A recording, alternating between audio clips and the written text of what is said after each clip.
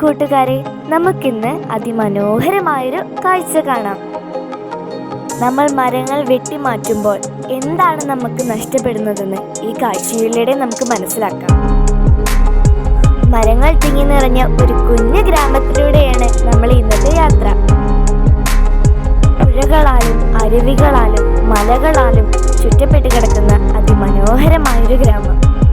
പ്രകൃതി നമുക്ക് കനിഞ്ഞേകിയ വരദാനം.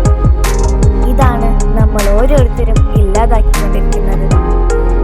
ഈ യാത്രയിൽ ഞാൻ നിങ്ങളെ കൂടി പങ്കാളിയാക്കുന്നു.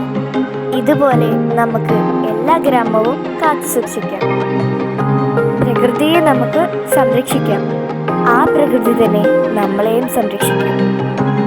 ഇവിടെയുള്ള ആളുകൾ സ്വയം അധ്വാനിച്ച് കൃഷി ചെയ്താണ് ജീവിക്കുന്നത്. ഇവിടെ വെള്ളത്തിന് ക്ഷാമമില്ല.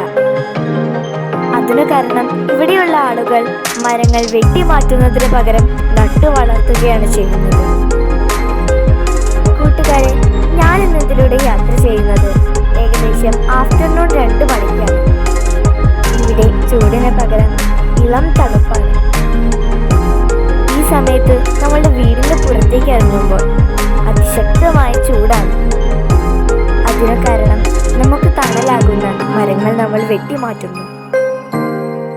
അപ്പോൾ കൂട്ടുകാരെ, നിങ്ങൾ ഇതുപോലെയുള്ള സ്ഥലങ്ങളിൽ യാത്ര ചെയ്യാൻ വേണ്ടി ശ്രമിക്കണം. അപ്പോഴാണ് നിങ്ങൾക്ക് മനസ്സിലാവുക പ്രകൃതിയുടെ മനോഹാരിത എത്രത്തോളമുണ്ടെന്ന്. മരങ്ങൾ സംരക്ഷിക്കുന്നതിലൂടെ ഒരുപാട് ജീവികൾക്ക് ആശ്രയമാണ്. നമ്മൾ കുട്ടികൾ ഓരോരുത്തരും പ്രതിജ്ഞ ചെയ്യണം. മരങ്ങൾ വെട്ടിമാറ്റില്ല, പകരം നട്ടു വളർത്തുകയുള്ളൂ. കൂട്ടുകാരെ, നമുക്ക് മുന്നേറാം. നമ്മുടെ തലമുറയ്ക്കായി പ്രകൃതിയെ നമുക്ക് ഇന്നു തന്നെ സംരക്ഷിച്ചു തുടങ്ങാം.